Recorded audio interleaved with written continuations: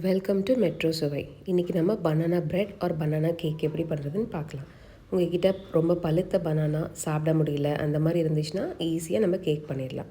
அதுக்கு தேவை எக்கு, மைதா, melted butter, நாட்டு சர்க்கரை, சர்க்கரை இல்லைன்னா நம்ம நாட்டு சர்க்கரையை கூட யூஸ் பண்ணிக்கலாம்.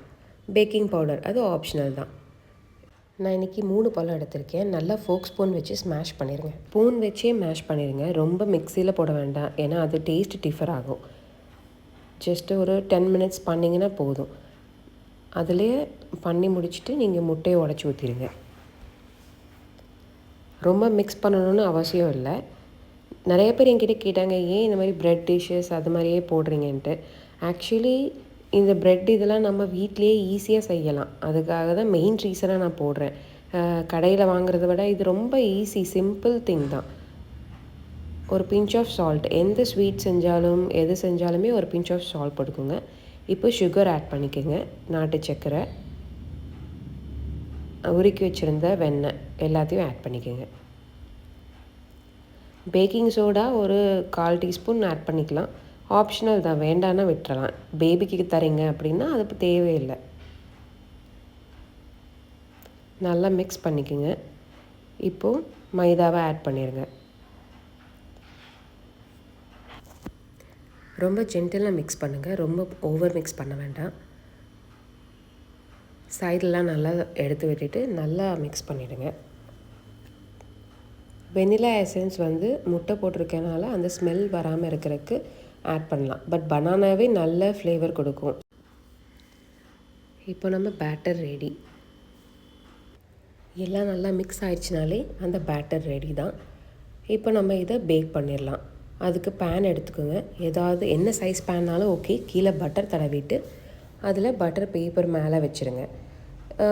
இன்கேஸ் நீங்கள் இந்த மாதிரி ஸ்கொயர் பேன் எடுக்கிறீங்கன்னா 2 பக்கமும் பட்டர் பேப்பர் வெளியே தெரிகிற மாதிரி எடுத்திங்கன்னா நீங்கள் புல் அவுட் பண்ணுறதுக்கு ரொம்ப ஈஸியாக இருக்கும், கீழே ஒட்டாமல் வரும்.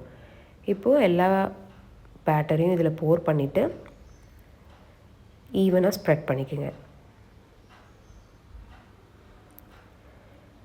நீங்கள் ஒரு ஸ்டிக் வச்சோ இல்லை ஃபோக் ஸ்பூனோ வச்சுட்டு நடுவில் ஸ்ப்ரெட் பண்ணிங்கன்னா உள்ளே ஏர் பபிள்ஸ் எது இருந்தாலும் வெளியே வந்துடும், ஈவனாக ஸ்ப்ரெட் ஆயிரும். இது அரௌண்ட் நம்ம ஒரு 1 ஹவராச்சு பேக் பண்ணுற மாதிரி இருக்கும். ஏன்னா முட்டை, பழம் எல்லாமே ரொம்ப மாய்ஸ்ட் ஐட்டம்ஸ், எல்லாமே ரொம்ப ஈரப்பதமானது. அது வேகிறதுக்கு கொஞ்சம் லேட் ஆகும். ஸோ அவன்லனா நம்ம 1 ஹவர் வைக்கிற மாதிரி தான் இருக்கும்.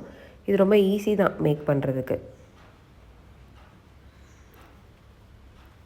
ஸோ மேலே வால்நட்டோ பாதாமோ எதுனாலும் ஆட் பண்ணிவிட்டு நீங்கள் ஒரு 1 ஹவர் 180 டிகிரி செல்சியஸில் பேக் பண்ணி எடுத்திங்கன்னா இந்த மாதிரி சூப்பரான கேக் ரெடி ஆகிடும். இது கேக், பிரெட் எப்படினாலும் நீங்கள் சொல்லலாம். ஒரு டூத் பிக் ஆர் ஏதாவது ஒரு மரக்குச்சியை இன்சர்ட் பண்ணிங்கன்னா இட் ஷுட் கம் க்ளீன். அதாவது அதில் எதுவுமே ஒட்டாமல் வந்துச்சுன்னா அது வெந்துருச்சுன்னு அர்த்தம். வாங்க இது எப்படி இருக்குன்னு பார்த்துருவோம். இப்போது வா, நல்லா ஜிக்லியாக சூப்பராக வந்திருக்கு. செம சாஃப்டாக இருக்குது. வீடு ஃபுல்லாக ப்ரெட் வாசம் தான் அடிக்குது. இது நீங்கள் 2 or 3 days வரைக்கும் சாப்பிட்லாம், ஒன்றும் இஷ்யூ இருக்காது. வெளியவே வச்சுக்கலாம்.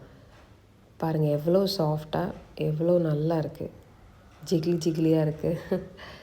இது ரொம்ப ஈஸி தான். நீங்கள் மேக் பண்ணி பாருங்கள். கமெண்ட்ஸில் எப்படி இருந்துச்சுன்னு சொல்லுங்கள். தேங்க்யூ ஃபார் ஃபாலோயிங் மெட்ரோ சுவை.